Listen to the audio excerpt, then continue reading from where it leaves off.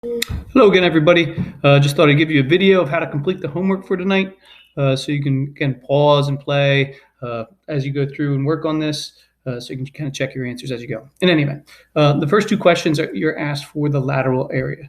So remember, lateral area of a prism is just your perimeter times the height. So the perimeter is the perimeter of the base, and the height is the distance between the bases. So identifying the base is important. So here I see I have triangle bases. Basically anything that's not a rectangle is considered a base. So you have a triangle in the front, triangle in the back. So those are your two bases. So to calculate the lateral area, when I go to find the perimeter, I need to find the distance around this triangle. This side is 4. So that one's going to be 4 plus this side, which is 3, plus this side, which is 5. So that's my perimeter of the base. The height, remember, is the distance between the bases. Well, the distance between the two triangles, or the front and the back, is that distance right there too. So that's the height. So that would go in there. And so let's see, 7. This is going to be 12 times 2. That's equal to 24. And again, that would be yards squared. And that is option D. So that's how you do number 1. Number 2. Again, I'm going to do lateral area is equal to perimeter times height. Now, on a rectangular prism like I have in number 2, it's always the top and the bottom of the bases. So again, here's a base on the top, here's a base on the bottom. So when I ask for the perimeter of the base, I'm going to add up the sides of that top and bottom. So I have 2 sides that are 7 there, and then 2 sides that are 6. So do 2 times 7 plus 2 sides that are 6. So that'll give me the perimeter there. Again, here are the 2 sides that are 6. Here are the 2 sides that are 7. So I add those up. That gives me the perimeter. Height's going to be the distance between the top and the bottom, which is that 9. So that is my height. So I got some work to do here. Inside here, 2 times 7 is 14. 2 times 6 is 12. I'm going to multiply that answer times 9. So that's what, 26.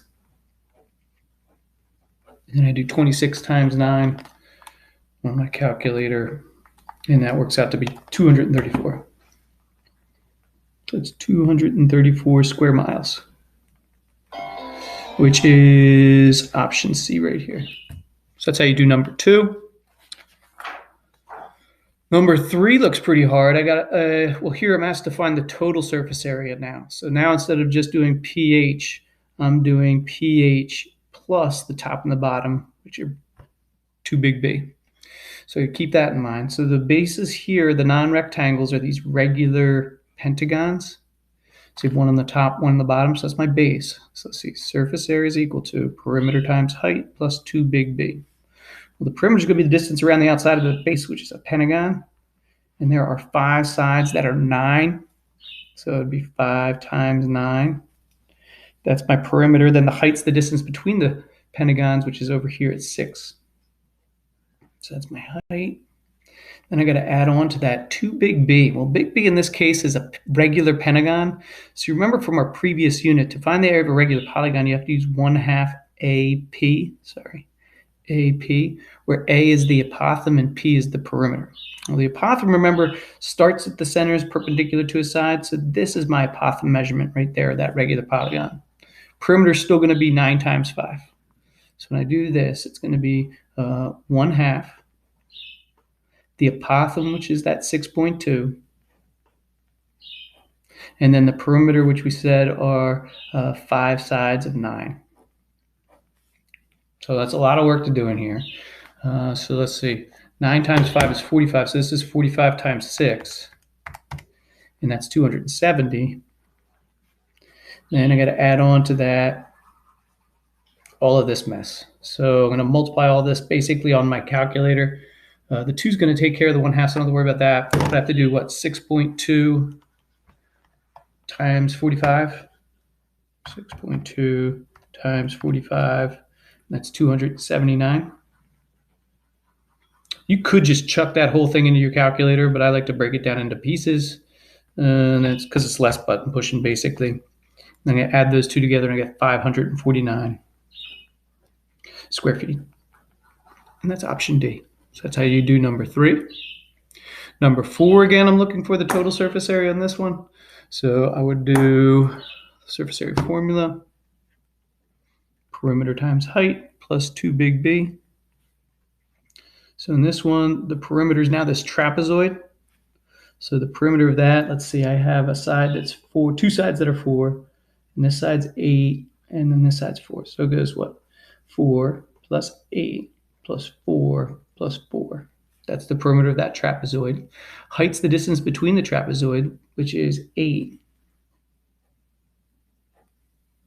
And then I got to add on 2 big B. Well, big B now is a trapezoid, and you remember from last unit that the formula for the area of a trapezoid is equal to 1/2 the height times base 1 plus base 2.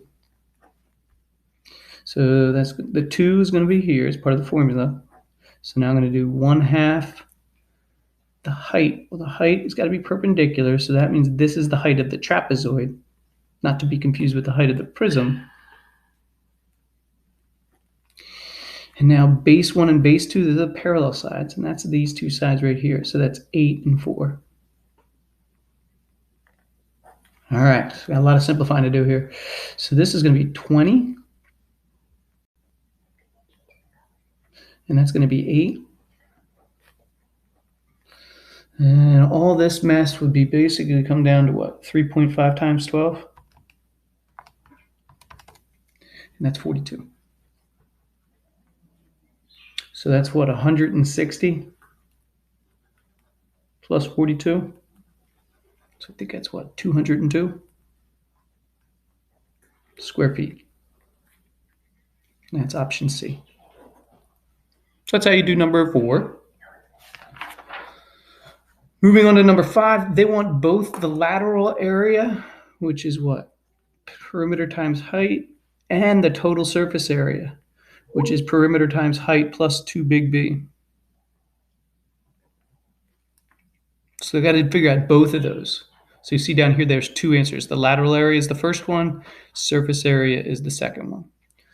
So here, again, I notice I have another pentagon. So I got a pentagonal base here. So here's a base on top, and then there's a base on the bottom. So I'll do lateral area first. That's perimeter times height. So on this one, I get 5 sides that are 6. So it'll give me the perimeter of the base. Height is the distance between the pentagons, which is 8. So that's 30 times 8, which is what, 240? So that means it could be any of these. These are all the same, 240. So now next, let's calculate the total surface area, which is perimeter times height plus 2 big B. Again, this I can just steal from up here. No sense in redoing that. It's going to be 240 still. Now 2 times big B. Remember, big B now is here the base. It's a regular polygon, so it's 1/2 AP. So when I do that, the 1/2 comes right there. The apothem, I look and I see it, they give this to me at 4.1. Perimeter is going to be 5 sides of 6. All right, it's a lot of simplifying. Again, the 2.5 kind of cancel each other out. This is 30, so I got to do 30 times 4.1. If you don't want to think that much, you can just chuck that all into your calculator, just as the way you see it. So this is going to be 240 plus 123. So add those together, that is what? 363. And I see that answer at D. That would be square centimeters. So that's how you do 5. Then on number 6, again, I do lateral area is equal to the perimeter times the height. Well, the perimeter is going to be the perimeter of this trapezoid, because that's a base. So I'm going to add up the sides of that trapezoid, which is what? 5 plus 9 plus 5 plus 5. Then the height's the distance between the trapezoid, which is 12.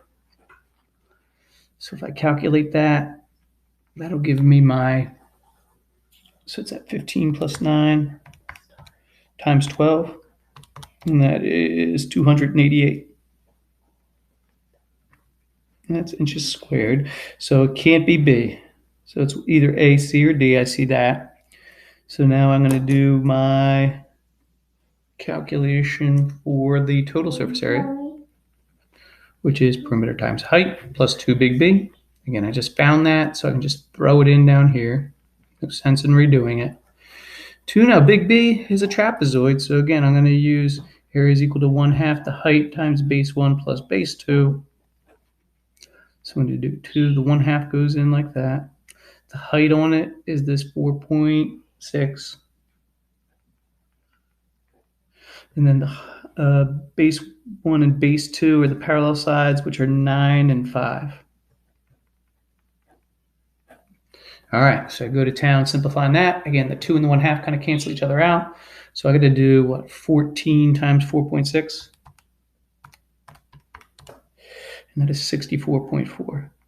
So this is 288 plus 64.4. So I'm going to add those together. And I get 352.4. That's inches squared, and that is option A. So that's how you do number 6. So hopefully you're able to do those. We'll build on this tomorrow. Thank you very much.